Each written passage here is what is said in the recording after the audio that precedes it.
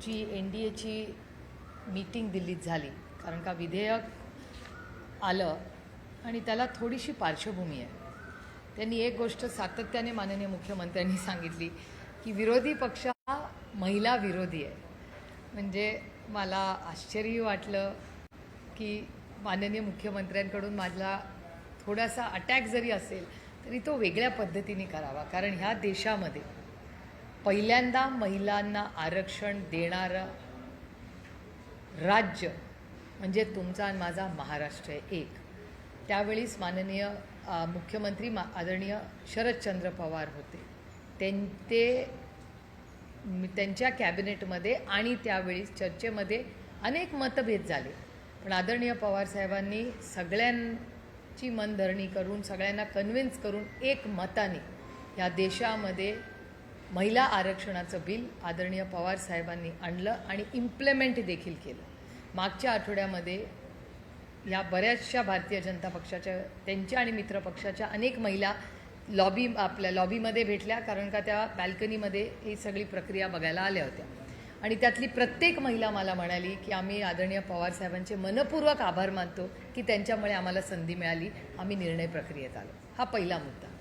दुसरा मुद्दा, एक गैरसमज सगळ्यांचाच झालेला आहे आणि मी खूप विनम्रपणे हे बोलू इच्छिते की थोडंसं कन्फ्युजन हे काही लोकांच्या मनात झालेलं दिसतंय मला, आणि हे मी खूप विनम्रपणे म्हणते की ज्या नारी शक्ती वंदन अभियानचा जो निर्णय घेतला तो निर्णय 20 सप्टेंबर 2023मध्ये लोकसभेमध्ये एक मताने पास झालेला. मी रिपीट करते, नारी शक्ती वंदन अभियान 20 सप्टेंबर 2023मध्ये एक मताने लोकसभेत पास झाला, 21 तारखेला राज्यसभेत पास झाला आणि 28 सप्टेंबर 2023मध्ये प्रेसिडेंटनी तो नोटिफाय केला.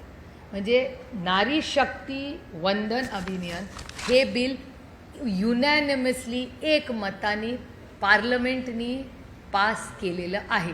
त्याची अंमलबजावणी 2024च्या लोकसभेत करणं आम्हाला अपेक्षित होतं. आणि आजही मी विनम्र विनंती करते, जी आम्ही ऑलरेडी पार्लमेंटमध्ये फ्लोअर ऑफ द हाऊसवर केलेली आहे ऑफिशियली पार्लमेंटमध्ये, की ह्या क्षणी तुम्ही ह्याचं इम्प्लिमेंटेशन करा. 543मधल्या 33% महिलांना आरक्षण तुम्ही लगेच द्या. आम्ही पूर्ण त्याच्यासाठी तयार आहोत. आमचा आग्रह आहे, आज आणि उद्या नाही, कालच हे करायला पाहिजे होतं. त्याच्यामुळे माननीय मुख्यमंत्र्यांना मला खूप विनम्रपणे विचारायचं आहे की जर 2023मध्ये आम्ही बिल पास केलं आहे तर आपण आता 2026मध्ये आहोत. 24, 25, 26 अडीच वर्ष झाले हे बिल पास करून. ह्याची अंमलबजावणी आत्ताच्या तत्कालीन भारत सरकारने का नाही केलेली? त्याच्यानंतर एवढी इलेक्शन झालेल्या बिलावर परत चर्चा कसली? कारण का हे बिल महिला आरक्षणाचं बिल नव्हतंच, हे बिल डिलिमिटेशनचं होतं. त्यामुळे कॉन्स्टिट्यूशन अमेंडमेंट जे करायचं होतं नारी शक्ती 33%च्या आरक्षणाबद्दल, ते आम्ही 3 वर्षापूर्वीच एक मताने केलं आहे आणि विरोधाचा विषय येतोच कुठे. आणि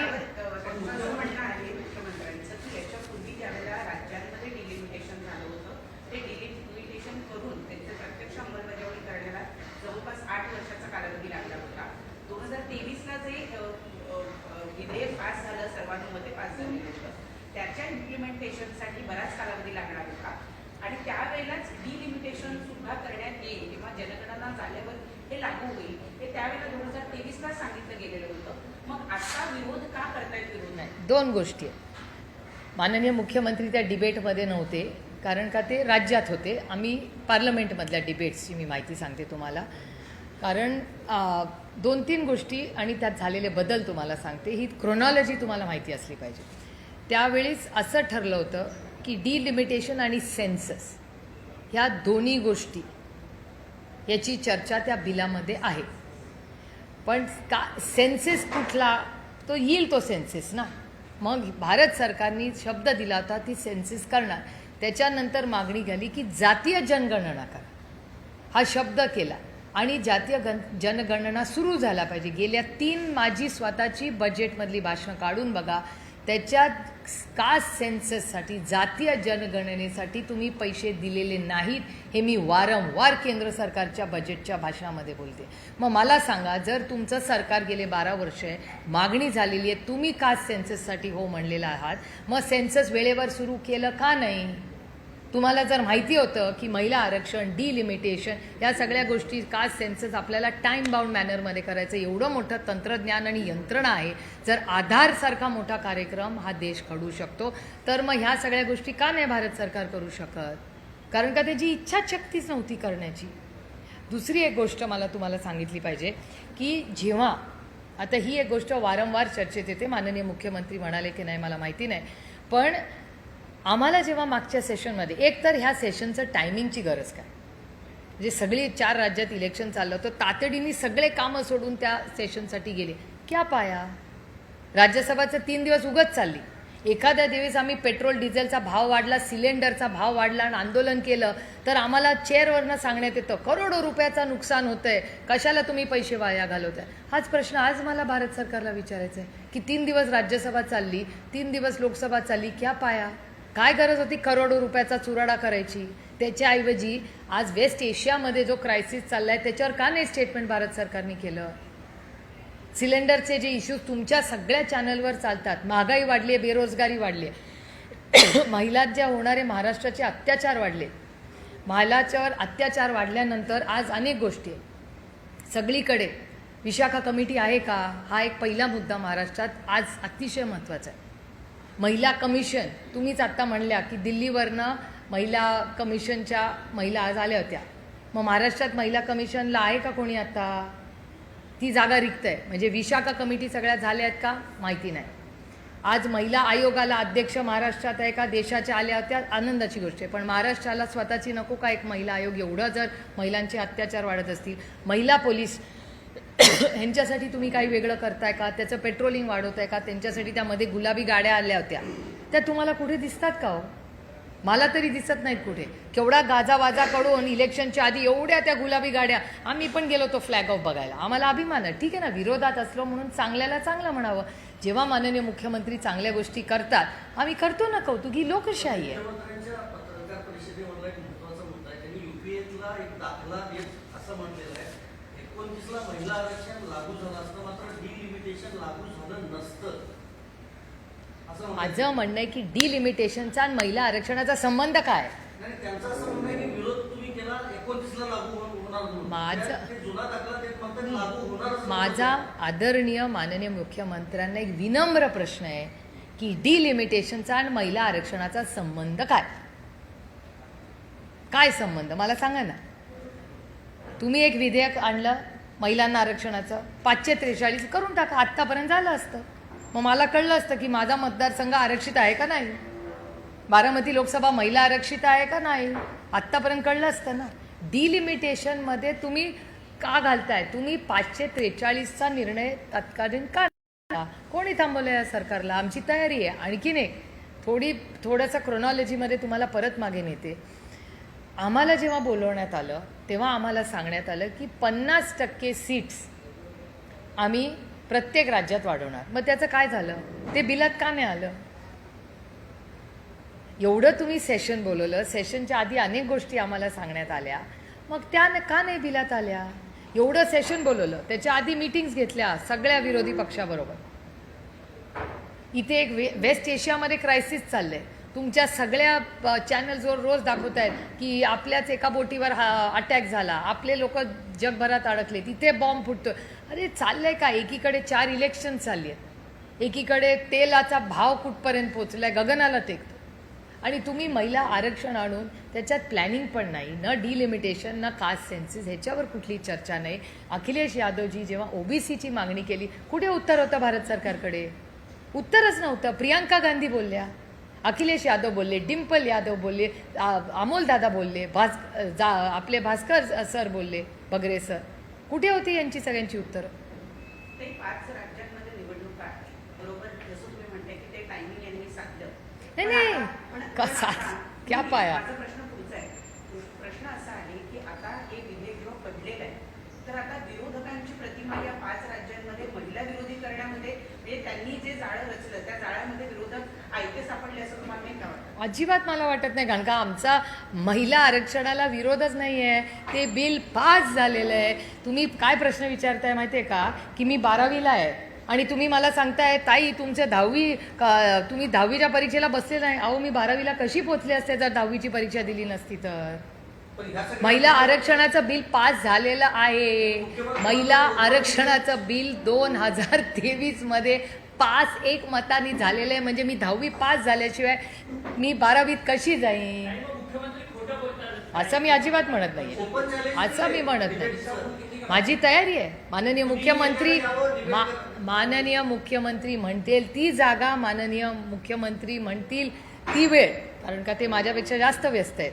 त्याच्यामुळे ते म्हणतील ती वेळ विनम्रपणे, आमच्यापैकी कोणीही विरोधक म्हणून नाही, पण देशाला वास्तव कळलं पाहिजे. कारण का महिला आरक्षणाला विरोधच नाही आहे ना. बिल पास झाल्या. अहो बाळ तुमचं 10वी पास झालेलं आहे ऑलरेडी. ते 12वीत गेले आणि 12वीत तुम्ही विचारताय 10वीचं सर्टिफिकेटच नाही. अरे मग मी 12वीत 11वी 12वी केली कशी जर 10वीत पास. अरे काय विषयच नाही ना, कारण का डिबेटच नाही आहे. जर माननीय मुख्यमंत्री मला म्हणाले तुमचा महिला विरोध आहे, मी म्हणेन अहो आम्हीच एकमताने बिल पास केलं, तुमच्याच सरकारने आमचे आभार मानले बिल पास करताना. जरा डिबेट ते महिला आरक्षणाचा बिलचा विषयच नाही आहे. विषय फक्त डिलिमिटेशनबद्दल सीमित आहे.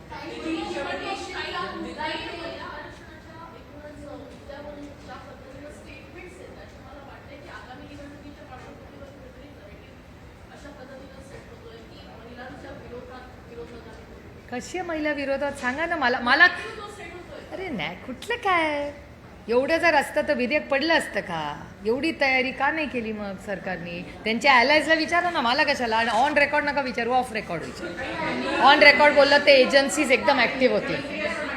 हां जन आंदोलन उभारा, सगळ्या महिलांमध्ये या संदर्भात जनजागृती करणार आहेत की कशा पद्धतीने विरोधकांनी एकमताने मला मनापासून आनंद आहे जर भारतीय जनता पक्ष एक जन आंदोलन उभं करणार असेल तर चांगली गोष्ट आहे. ह्याचा अर्थ लोकशाहीमध्ये टिकते अजून थोडे दिवस. जन आंदोलन उभं करणार असतील तर त्यांनी करावं, गैर काय त्याच्यात. मग म्हणजे एका सत्तेमधल्या पक्षाला विरोधकांच्या विरोधात जन आंदोलन उभं करावं लागतंय आणि कशावर? म्हणजे जो विषयच नाही आहे त्याला जर विषय करायचा असेल तर गुड लक टू देम.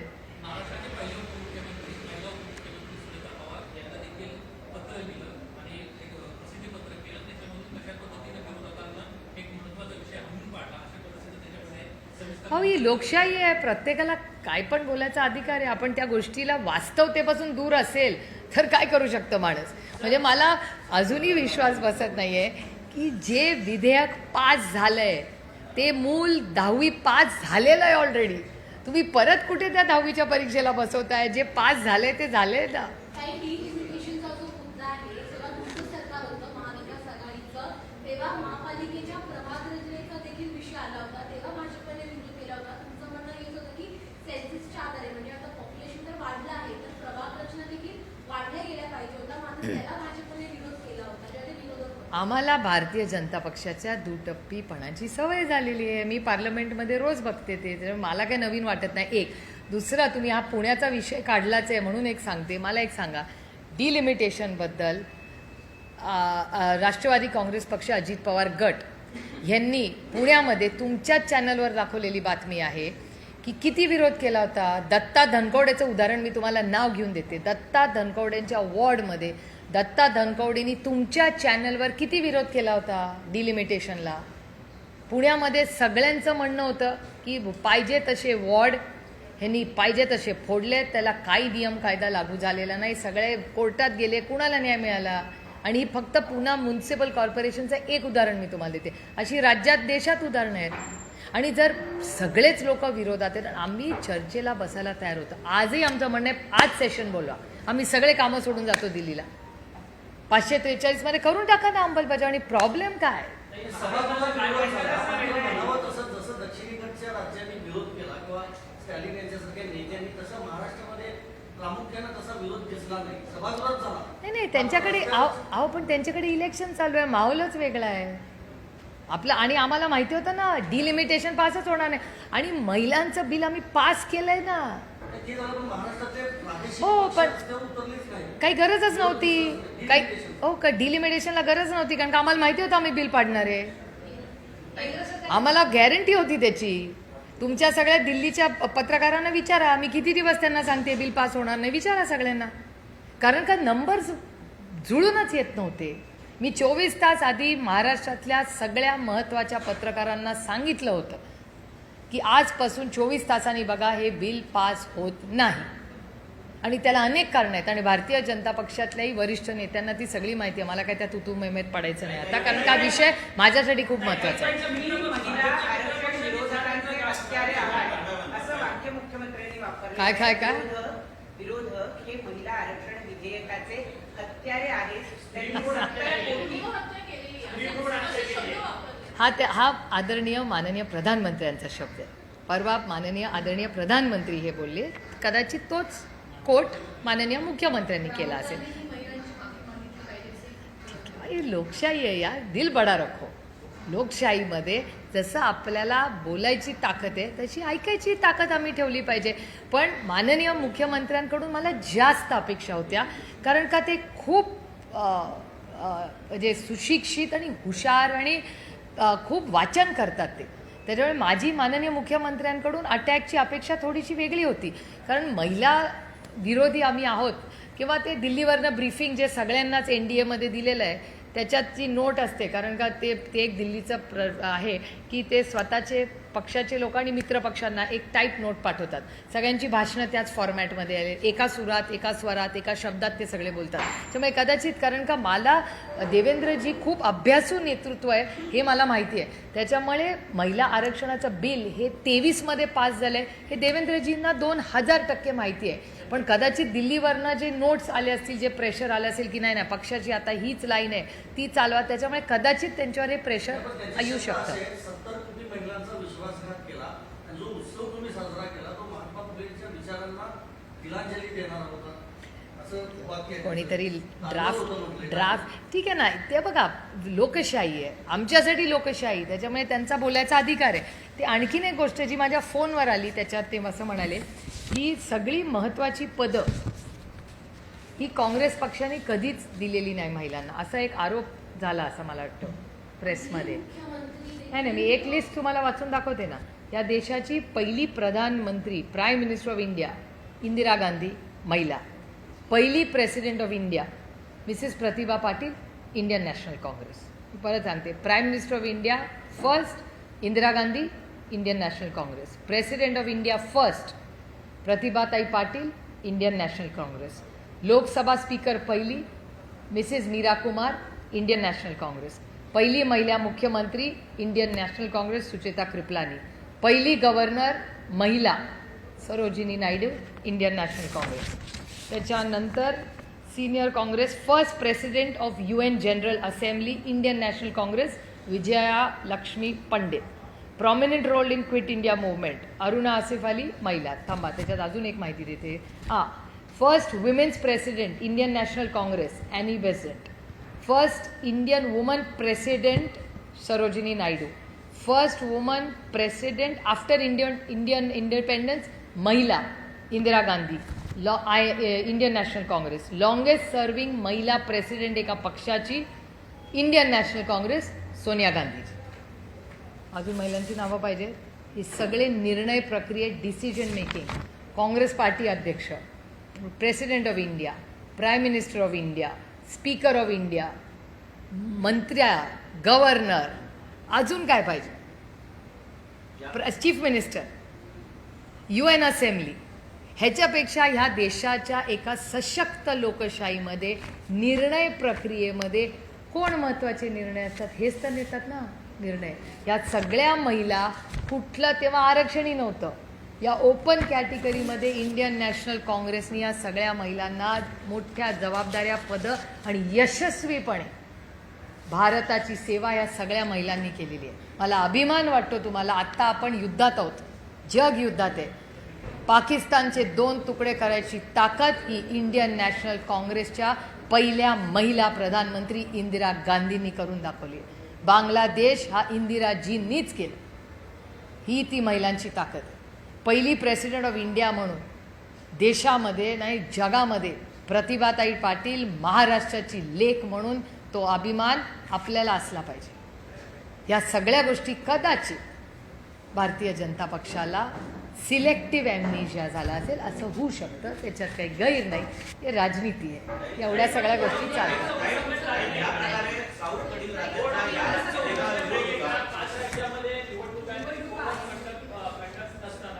प्रधानमंत्री भाषण देतात आहेत सगळीकडे या सगळ्या संदर्भात पत्रकार परिषदा होतात. हो ठीक आहे ना. त्यांनी यंत्रणा चालवली आहे दिल्लीवरनं. सगळ्यांना सांगितलंय करा. ठीक आहे ना. What is wrong with it. लोकशाहीमध्ये थोडंसं आंदोलन वगैरे. आणि मला आनंद एका गोष्टीचा वाटतोय. हां, आणखीन एक माननीय मुख्यमंत्री म्हणले ते म्हणजे माझ्या फोनवरचं मी सांगते जे काय पार्ट्समध्ये मी पूर्ण नाही त्यांचं बघितलं, पण 2-4 महत्त्वाचे मुद्दे जे ऐकलेले हे तर हे महिला प्रक्रिये. मी त्याला डिटेल त्याचं उत्तर तुम्हाला दिलेलं आहे आणि फॅक्च्युअल. माननीय मुख्यमंत्री असं म्हणाले की पक्षामध्ये 33%. आता जर एवढंच भारतीय जनता पक्षाला महिलांच्या न्याय द्यायचा आहे तर 50% सीट त्यांनी भारतीय जनता पक्षाला पुढच्या लोकसभेत 50% द्या. 33 कशाला, 50% सीट द्यावा. त्याच्यावर माननीय मुख्यमंत्री असं म्हणाले की असं करणं शक्य नाही आहे, कारण तृणमूल काँग्रेस करू शकते, ममता बॅनर्जी करू शकतात, तर भारतीय जनता पक्ष पण करू शकते ना. कळला हा विषय कळला ना तुम्हाला. 33% आरक्षण आम्हाला उगाच नाही म्हणण्यापेक्षा पार्टी विदिन पार्टी द्या तुम्ही. एवढं त्यांचं आंदोलन वगैरे करायचं आहे तर त्याच्यावर माननीय मुख्यमंत्री असं त्यांच्या प्रेस कॉन्फरन्स म्हणले की विरोधात दुसरं कोणी असेल तर अडचण काय फरक पडतो. एकदा आपण एक मोठा सोशल चेंज करायचा निर्णय जो होगा सो होगा. सत्ता गेली तरी चालेल, पण आम्ही आमच्या भारतातल्या महिलांना संधी देणार, कम वॉट मे. काय हरकत आहे ती लाईन घ्यायला. सगळ्याच पक्षांनी घ्यावी, माझं काय म्हणणं नाही. मागणी करायला आम्ही 33% आरक्षण महिलांसाठी ऑलरेडी पास केलेलं आहे. त्याची आम्ही सत्तेत असतो तर आत्तापर्यंत अंमलबजावणी करून आम्ही कामाला लागलो असतो. कुठल्या सिच्युएशनमध्ये सगळ्या विरोधकांचं एकमत होईल आणि महिला आरक्षण हे 2029ला लागू होईल. आमचं काय पॅरामीटर असतील असं तुमचं म्हणणं आहे? आमचं ऑलरेडी एकमत आहे. आम्ही 2023मध्ये बिल पास केलेलं आहे. मी पुन्हा सांगते, प्लीज कन्फ्यूज होऊ नका. सिम्पल आहे. मूल 12वीत आहे, तुम्ही 10वी पास झालं का नाही प्रश्न विचारताय. 10वी पास झाल्याशिवाय मूल 12वीत जाणार कसं. तसंच 2023मध्ये आम्ही महिला आरक्षण बिल एक मताने आम्ही सगळ्यांनी हे पास केलेलं आहे. अंमलबजावणी करायचा अधिकार हा सरकार आणि इलेक्शन कमिशनचा असतो. त्यांनी तो तातडीने करावा. आम्ही त्या दिवशीही विनंती केली होती. आज नोटिफाय करून 543मध्ये करून टाका. It's already done. का सरकार निर्णय घेत नाही मला कळत नाही आहे. तो ball is not in our court, ball is in government's court. त्याच्यामुळे जेव्हा हे आंदोलन करताय मला ते आंदोलन महिलांच्या बाजूनी नाही आहे. ते डिलिमिटेशनमध्ये सीट वाढवत नाही आहे. त्याच्यात त्यांचं 2/3 झालं तर मग ते संविधान बदलत शकतील. अब की बार 400 बार बदलेंगे संविधान. हे त्याच्या मागचं मोठं षडयंत्र आहे. त्या सीट्स वाढवण्याच्या मागचं हे षडयंत्र आहे. ह्याच्यात आमच्या बिचाऱ्या कष्ट करणाऱ्या मेरिटवर असणाऱ्या महिला आरक्षणाच्या बिलचा काही संबंध नाही, कारण का ते बिल ऑलरेडी पास झाले.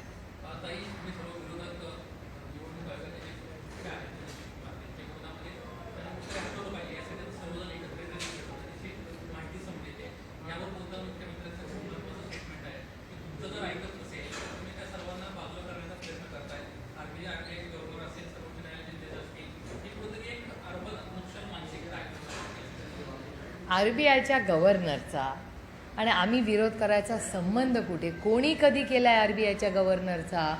उलट बरं झालं तुम्ही हा प्रश्न वेधला. मला आश्चर्य वाटतंय माननीय देवेंद्रजी हे कसं बोलले, कारण का देवेंद्रजींना नक्कीच माहिती आहे की त्यांच्या सरकारच्या काळात अनेक RBIच्या गव्हर्नरनी राजीनामे दिलेत.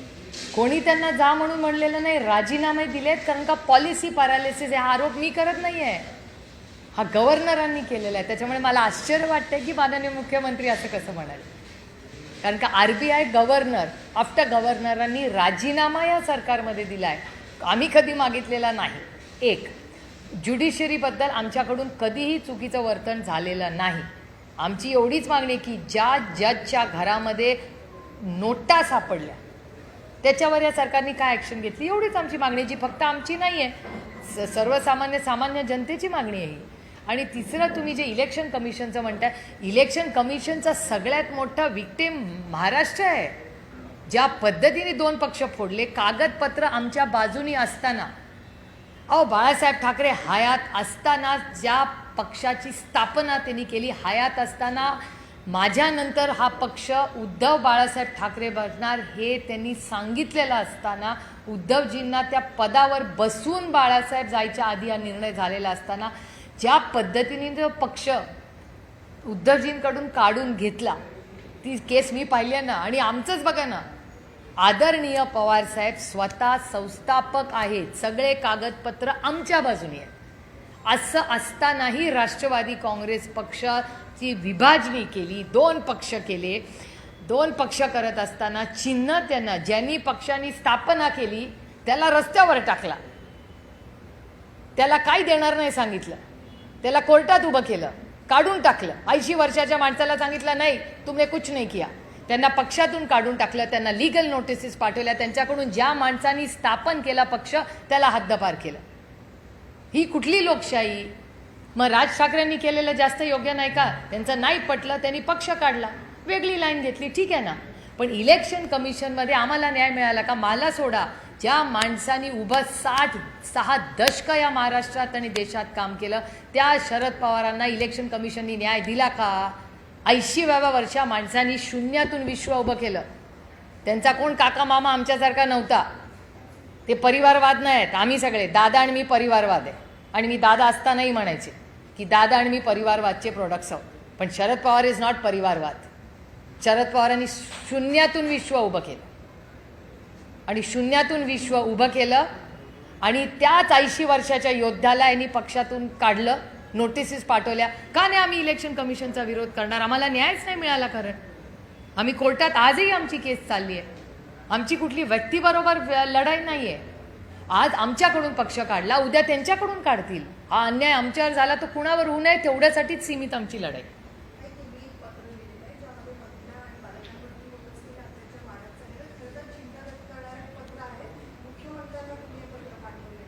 खरं तर माझ्या माननीय मुख्यमंत्र्यांकडून खूप अपेक्षा आहेत. कारण ह्या भोंदू बाबाच्या केसमध्ये राऊत साहेब असतील, मी असतील, हे बघा, ही लोकशाही असती. विरोधक म्हणून काय रोजच आम्ही काय त्यांच्याबद्दल वाईट बोलणं हे गरजेचं नाही. आम्ही त्यांच्याबद्दल, ते जेव्हा चांगलं काम करतात तेव्हा देवेंद्रजींचा मीही कौतुक करते, राऊत साहेबही करतात, त्याच्या उलट्या बातम्या पण तुम्ही करतात. पण कधीतरी एका लोकशाहीमध्ये एखाद्याने चांगलं काम केलं त्याच्याबद्दल चांगलं बोललंच पाहिजे. आणि या भोंदू बाबाच्या केसमध्ये ज्या पद्धतीने जेव्हा केस सुरू झाली तेव्हा ज्या पद्धतीने होम मिनिस्ट्रीने ॲक्शन घेतली ही कौतुकास्पद आहे. आणि आमची एवढीच अपेक्षा आहे की माननीय मुख्यमंत्र्यांनी कुठल्याही दबावाखाली येऊ नये आणि पारदर्शक, तिथल्या महिला असतील, ती हवालाची केस असतील, हे पैसे कुठून कुणाचे कुठून कसे जात आहेत, बाहेर जात आहेत, खूप मोठा मनी लॉन्ड्रिंगचं रॅकेट आहे असं साधारणपणे सगळे वर्तमानपत्र आणि चॅनल्स बघितलं तर दिसतंय. ह्या सगळ्या परिस्थितीमध्ये आमची अपेक्षा आहे की आत्ता मग नाशिकची केस आली, बऱ्याच ठिकाणून काल तर एक आदिवासी मुली गायब होत आहेत अशीच तुमच्या चॅनलवर बातमी आली, अतिशय चिंताजनक आहे. त्याच्यामुळे मी माननीय मुख्यमंत्र्यांना एक पत्र आज सकाळी लिहिलेलं आहे. त्याच्यात मी माननीय मुख्यमंत्र्यांना एवढीच मागणी केली आहे, मगाशी मी बोलले तसं, की प्रत्येक ऑफिसमध्ये विशाखा कमिटी आहे का नाही, त्याची अंमलबजावणी होते का नाही, त्याचे नियम कायदे पाळण्या, ह्याचा राज्याचा आढावा माननीय मुख्यमंत्र्यांनी घ्यावा. आज परिस्थिती जेव्हा गंभीर आहे महाराष्ट्रामध्ये आणि आज त्यांनी जे बिल घेतलं त्याला महाराष्ट्रात महिला आयोगाला अध्यक्ष नसल्यामुळे केंद्रातल्या महिला आयोग त्यांना बोलवायला लागल्या. तर मग महाराष्ट्रात लोकल महिला आयोग नको का? कारण का त्याला एक अध्यक्ष नको का? आता त्या ज्या आदिवासी मुली गेल्या, मिसिंग मुली आहेत, त्यांना कोण न्याय देणार? त्याच्यानंतर महिला पोलिसांबद्दल अनेक सूचना आल्या आहेत. त्या पिंक गाड्यांचा एवढा मोठा कार्यक्रम झाला, त्याचं पेट्रोलिंग का नाही वाढवत आहे? मग प्रत्येक पोलीस स्टेशनमध्ये प्रत्येक महिलेला आधार वाटला पाहिजे जाताना की मी पोलीस स्टेशनला गेले, माझ्यावर अन्याय झाला आहे, मला न्याय मिळेल. ह्याच्यासाठी आम्ही करू ना मदत महाराष्ट्र सरकारला. अनेक NGOज आहेत, आम्ही सगळे विरोधात असलं तरी कॉमन मिनिमम प्रोग्रॅम जर काढला. आता कुपोषणासारखा विषय, कुपोषणात काय आमचं वेगळं मत असणार आहे का मुख्यमंत्र्यांपेक्षा?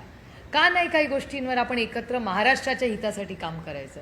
त्यांनी हाक दिली तर आम्ही देऊ ना. मी ह्याच्या ड्रग्सबद्दल किती वेळा महाराष्ट्राच्या माननीय मुख्यमंत्र्या तुमच्या चॅनलवर मी त्यांना किती विनंती केली की तुम्ही ड्रग फ्री महाराष्ट्र करा, आम्ही ताकदीने देवेंद्रजींच्या मागे उभं राहू. का नाही आम्ही हे करणार?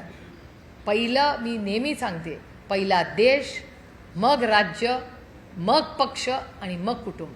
त्याच्यामुळे देशासाठी, राज्यासाठी आणि पक्षासाठी आम्ही ताकदीने या ऑर्डरमध्ये काम करू.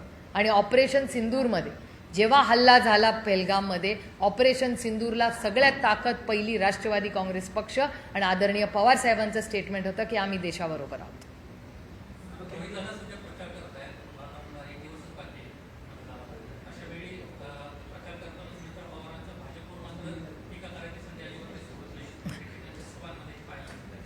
मी तर कॅम्पेन काही फॉलो करत नाही आहे, कारण का गेले 4 दिवस ही सगळी गडबड दिल्लीला चालली होती आणि त्याच्यानंतर आता वेस्ट एशियाचा जो इश्यू आहे तो अतिशय गंभीर आहे. त्यामुळे वेस्ट एशियामध्ये काय होईल त्याचा इम्पॅक्ट आपल्या इकॉनॉमीवर आता दिसायला लागलेला आहे. त्याच्यामुळे ह्या सगळ्यामध्ये असल्यामुळे ह्या बाय इलेक्शनचा फारसा अभ्यास मी नाही केलेला, पण तुम्ही आता सांगितलं आहे तर नक्की त्याच्याबद्दल माहिती घेईन.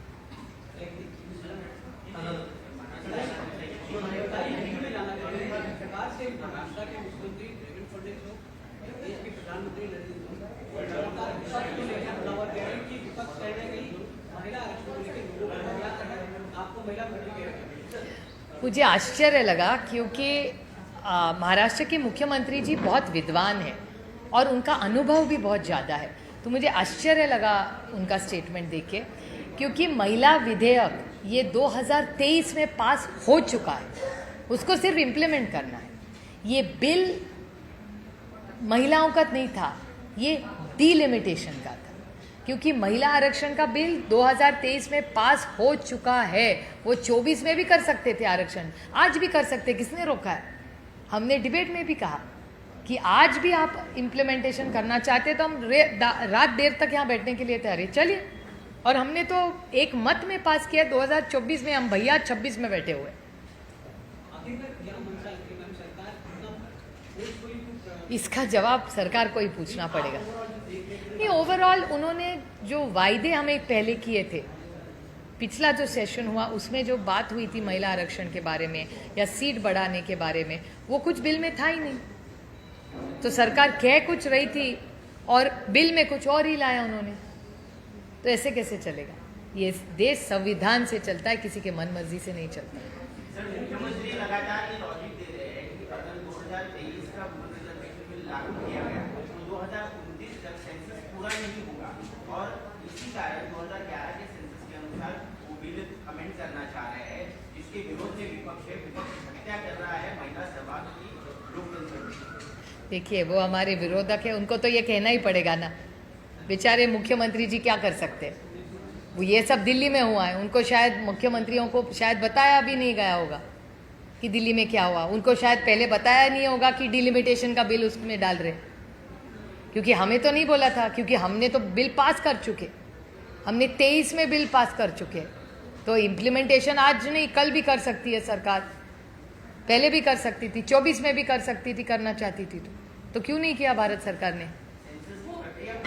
सेंसस की प्रक्रिया में किसने रोका है? बजट में क्यों नहीं दिया उन्होंने पहले? और प्रक्रिया में हमने कास्ट सेंसस भी मांगा है. तो इतने दिनों से क्या कर रही है फिर भारत सरकार? क्यों नहीं कास्ट सेंसस किया? बजट देखिए आपने 3 साल में, 3 साल में कितना कम बजट सेंसस में. अगर ये सरकार कास्ट सेंसस सीरियसली करना चाहती थी, जातीय गणना करना चाहती थी, तो पहले क्यों नहीं किया? इतना डिले क्यों है? नॉर्थ साउथ डिवाइड की जो आरोप हो रहे हैं उस पर उन्होंने कहा कि साउथ के स्टेट्स अगर देखें तो डिलिमिटेशन के बाद मार्जिनल बढ़ोतरी हो रही है वहाँ के कॉन्स्टिट्यूएंसीज में. तो ये भी आरोप खारिज हो जाता है. नंबर क्या है उसका? कोई हमें समझा है कि क्या बेसिस पे सीट बढ़ेंगे? उसका फॉर्मूला क्या है? 50% पर मैडम आप कह रही है, 50% का बिल में क्यों नहीं है? फिर बिल में क्यों नहीं भारत सरकार ने डाला? अगर उन्होंने ये लाया है और 50% का प्रस्ताव है तो वो बिल में क्यों नहीं लिखित दिया? आप इसी के लिए हाउस बुलाए ना 3 दिन, तो फिर लिखित में क्यों नहीं दिया भारत सरकार ने? बताइए आप मुझे.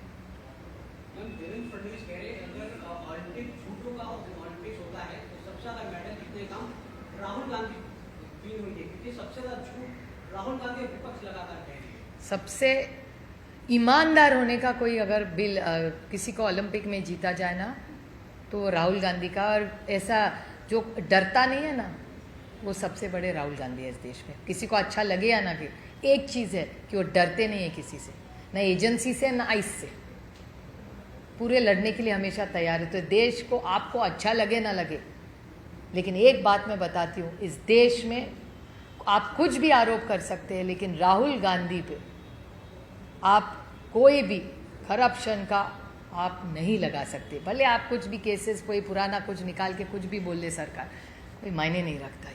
जिस दिन बिल रिजेक्ट हुआ, प्रधानमंत्री हो या मुख्यमंत्री, तो कह रहे देश के उस दिन वो दिन जो है काला दिन है, काला दिन इसके रूप में माना जाएगा, क्योंकि विपक्ष नहीं चाहता था कि बिल पास हो, इसलिए ये दिन काला दिन इसके रूप में माना जाएगा।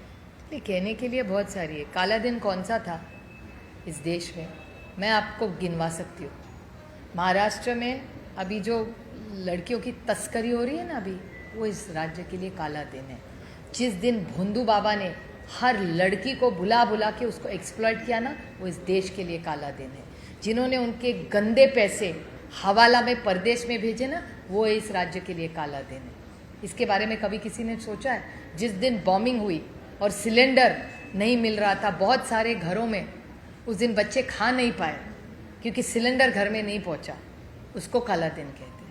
जिस दिन लाखों लोगों की नौकरियां चली गई ना ये वॉर के कारण, आज आप जाए ना संभाजी नगर, वहाँ प्लीज़ जाइए आप, वहाँ की MIDC है ना, वहाँ देखिए क्या हो रहा है। जिस दिन दिल्ली में गुड़गांव में आप ही के चैनल ने दिखाया ना, वहाँ एक बड़ा आंदोलन खड़ा हो रहा था ना, वो इस देश के लिए काला दिन है। जिस दिन 1 साल किसान दिल्ली में बैठे रहे, वो इस देश के लिए काला दिन नहीं, महीना नहीं, साल रहा है।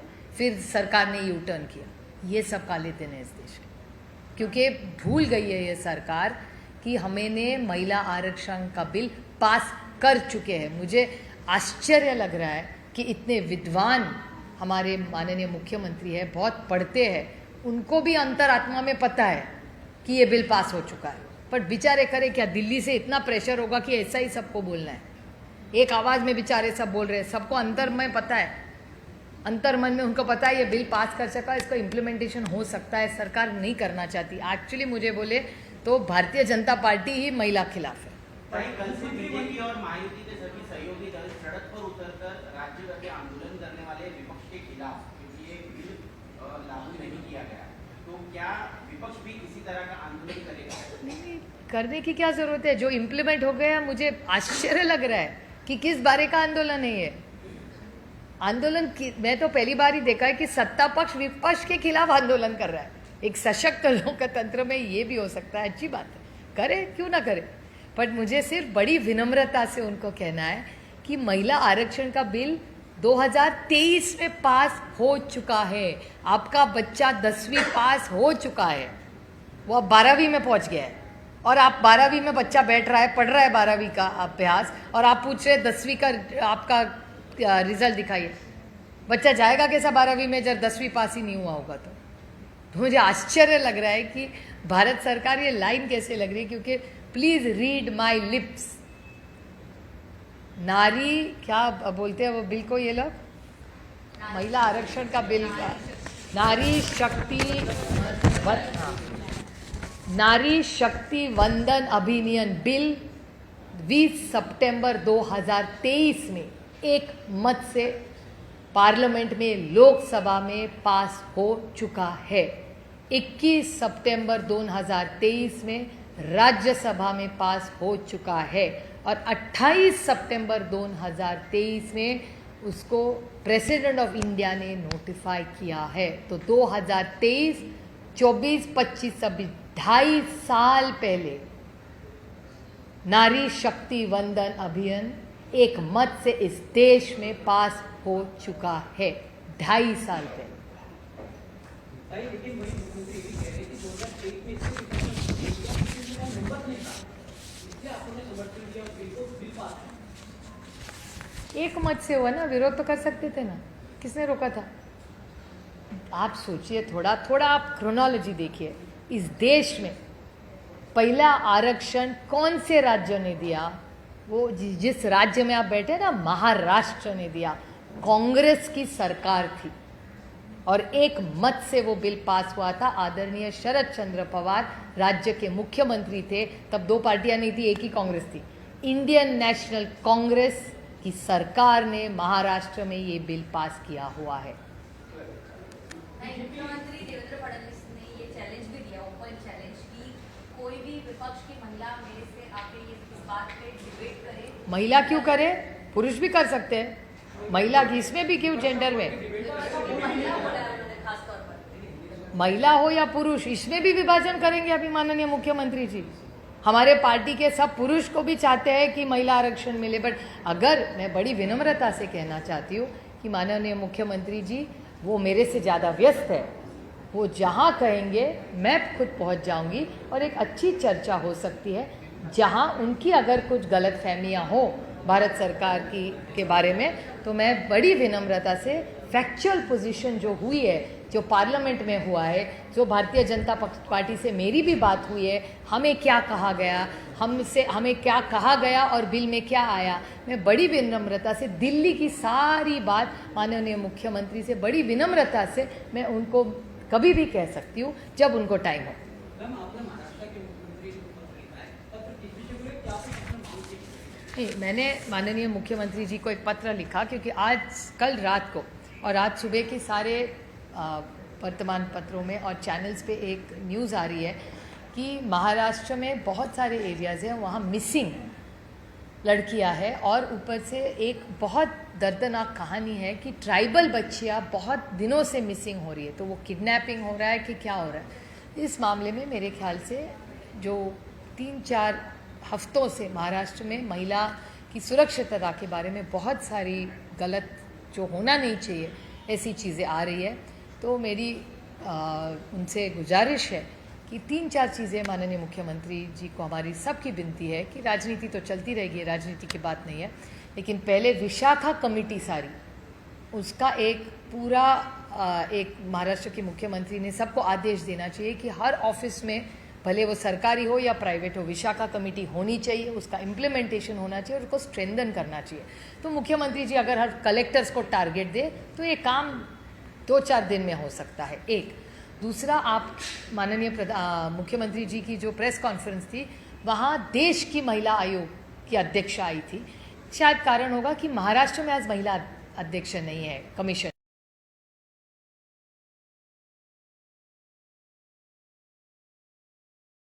कारण होगा कि की जो पुलिस है, महिला पुलिस, उसके लिए एक पिंक फ्लीट इस सरकार ने भी शुरू की थी, महाविकास आघाड़ी के वक्त भी उद्धव जी के नेतृत्व में चलाई थी। उसको और एक्सपैंड करे और पेट्रोलिंग बढ़ाए कि हर महिलाओं के लगे कि पेट्रोलिंग है, एक पुलिस की गाड़ी आ रही है तो मैं सुरक्षित हूँ। और हर पुलिस स्टेशन में हर लड़की को महाराष्ट्र में गारंटी देनी चाहिए कि वो अगर पुलिस स्टेशन गई तो उसको न्याय मिलेगा, उसका मैका होना चाहिए, ऐसा वातावरण होना चाहिए। यही हमारी मांग है और इसके लिए भले NGOs हो या पॉलिटिकल पार्टी हो, राजनीति चलती रहेगी। इस मामले हम लोग बिल्कुल राजनीति नहीं लाना चाहते। अगर माननीय मुख्यमंत्री और उनकी सरकार को जो भी मदद हम कर सके, हम भी पूरी ताकत से उनके साथ खड़े रहेंगे, लेकिन महाराष्ट्र की हर व्यक्ति को सुरक्षित लगना ये सरकार की जिम्मेदारी है। मैम, पश्चिम बंगाल की पूछो। मुख्यमंत्री कह रहे हैं कि तकरीबन करोड़ों के स्तर पर वो महिलाओं के साइन लेंगे और साइन लेकर बिल के समर्थन में जाकर दिल्ली भेजेंगे, फिर आपके खिलाफ आंदोलन भी उसके खिलाफ खड़ा करना चाहते हैं। तालुका हो, तहसील में जाकर महिलाओं को बताएंगे कैसे एक सशक्त लोकतंत्र है भाई, हर एक को क्या इस तरीके से जाके लोगों को समझाने की जरूरत पड़ेगी? कोई ऐसा है कि जो चीज़ हो चुकी है, मुझे आश्चर्य लग रहा है कि जो बिल 2023 में अगर ये लोगों के लिए पास जाएंगे तो लोग भी कहेंगे कि भैया ये तो 23 में पास हो चुका बिल है, पुरानी चीज़ें कुछ नया बताइए, महंगाई कम करिए, बेरोजगारी कम करिए, हमारा सिलेंडर का भाव बढ़ रहा है उसको कम करिए। ये तो है। मुझे तो लग रहा है कि ये सारा जो बवाल ये कर रही है, ये छिप रही है सरकार इकोनॉमिक क्राइसिस से। वो इकोनॉमिक क्राइसिस में कुछ सच नहीं इस देश को बताना चाहती, इसलिए शायद एक बड़ा षड्यंत्र आम आदमी को फंसाने के लिए हो सकता है।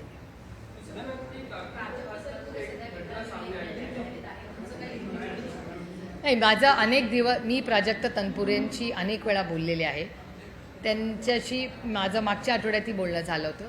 तेव्हा त्यांनी मला असं सांगितलं होतं की ते इलेक्शन आत्ता लढू इच्छित नाही आणि त्यांचं काही चर्चा झाली तर आत्ता मी लढणार नाही असं त्यांनी मला सांगितलं होतं आणि पुढे आपण एकत्र काम करत राहू असं प्राजक्त तनपुरे स्वतःच मला म्हणलेले आहेत आणि मागच्याच आठवड्याची गोष्ट आहे. त्याच्यानंतर मी 4-5 दिवस दिल्लीला त्या कामात होते. त्याच्यामुळे बाकी माझ्याकडे काही नाही. मला माहितीप्रमाणे प्राजक्त तनपुरे विधानसभा यावेळी लढणार नाही आणि ते कुठेतरी त्यांच्या फॅमिलीवर सुट्टीला जाणार होते मध्ये 4 दिवस. तर ते काहीतरी त्यांच्या घरात ते प्लॅन होता असं माझ्या कानाला आलं.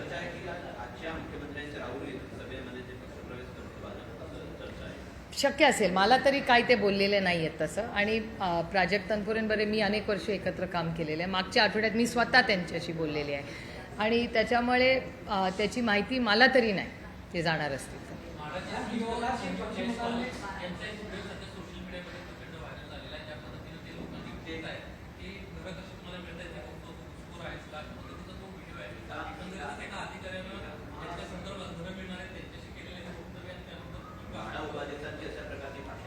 मला असं वाटतं हा प्रश्न तुम्ही मला विचारायची अर्ध्या तासापूर्वी माननीय मुख्यमंत्र्यांना विचारायला पाहिजे होता.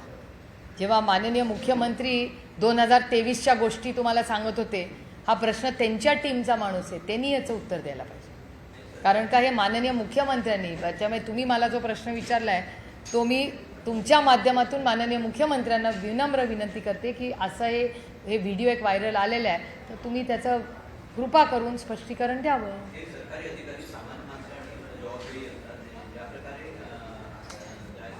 2023च्या इतिहासात आणि लोकांना चुकीची माहिती द्यायच्या ऐवजी वास्तवतेत जगून महिला आरक्षणाचं बिल जे पास झालेलं आहे त्याची अंमलबजावणी तातडीने करा. आणि जयस्वालजी जे बोलता आहेत तो व्हिडिओ माननीय मुख्यमंत्र्यांच्या एफिशियंट ऑफिसनी नक्कीच त्यांना दाखवला असेल तर त्याच्यावर त्यांनी काहीतरी ॲक्शन तातडीने घेतली पाहिजे, एवढी आमची अपेक्षा. Go ahead. Don't get bullied by others.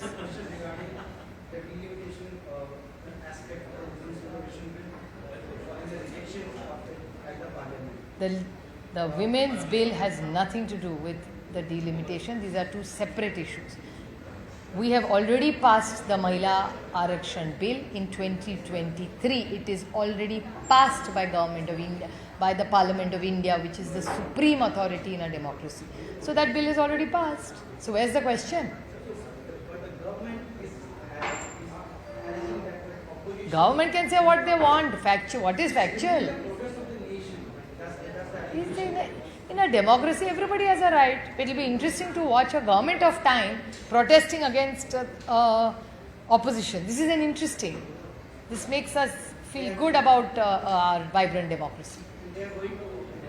Government should, with full humility, accept that they didn't have the numbers to push a delimitation bill, which they have failed and they have not kept their word.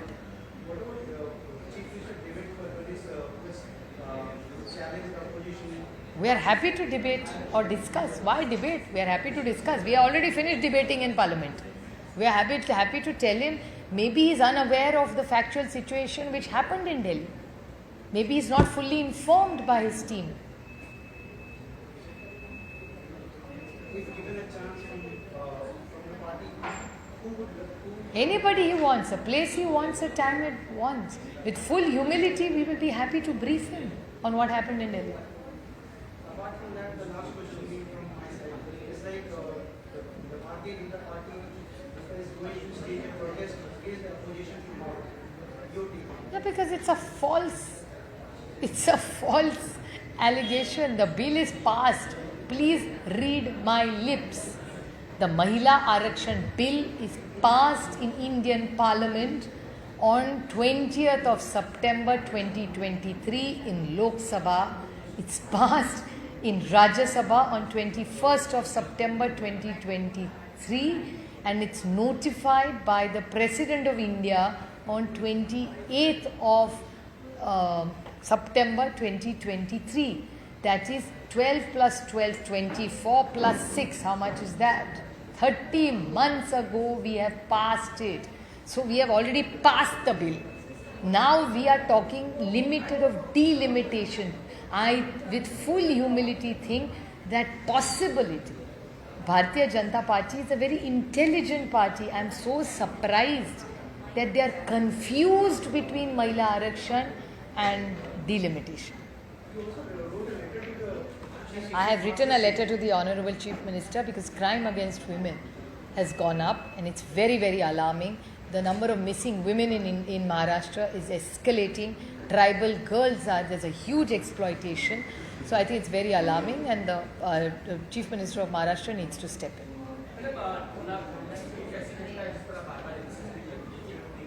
खासकर महिलाओं को परिवर्तन करने के लिए एक NGO के जरिए कोशिश की जा रही है। प्रमुख है रियाज गाजी को पुलिस ने गिरफ्तार भी किया जा रहा है। लेकिन हम बार बार देख रहे हैं नासिक की घटना हुई, इसके बाद नागपुर में ये घटना सामने आ रही है। कोई एनजीओ प्रमुख है और महिलाओं को मानकर करने की कोशिश कर रहा है, जबरदस्ती कर रहा है। किसी महिला के साथ कोई भी जबरदस्ती होगी, किसी महिला के साथ कहीं भी, तो government has to step in. ये देश किसी के मनमानी से नहीं होता, कायदे से और सब भारत रत्न डॉक्टर बाबा साहेब अम्बेडकर के संविधान से चलता है। तो मेरे ख्याल से अगर कोई भी गलत काम कहीं भी राज्य या देश में हो रहा हो तो सरकार ने संविधान की चौकट में रह के उस महिला को न्याय देना चाहिए। Okay, thank you, thank you.